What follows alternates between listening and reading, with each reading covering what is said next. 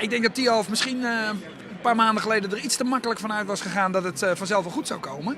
En dat is dus niet gebeurd. En nu moet er heel hard gewerkt worden door de provincie, door Tialf zelf, door de gemeente.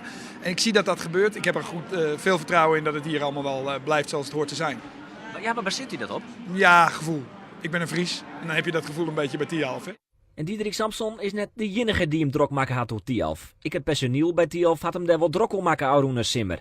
Maar ja, wat keer je er ontwan? Net al te volle en dus met alle faasje er weer mee aan de slag. Maar het hier bij Gleeks de ijsmaster wel even te pakken. Nou, dat valt bij u wel dreig. Hè? Dat is wel even in de leer zetten.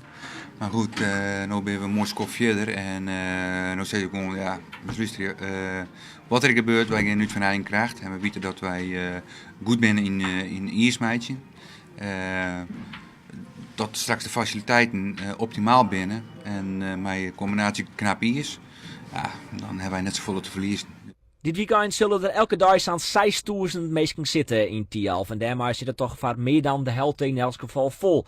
Nevens de KNSB is het net zo, zoals een heel soort mensen denken, dat het publiek aanneemt. Nee, het neemt zelfs sta. We hebben gezien dat we de afgelopen jaren de bezettingsgraad hebben verhoogd. Dus iedere keer zijn er meer mensen gekomen. Sinds 2006 is zelfs het bezoeksaantal per jaar verdubbeld.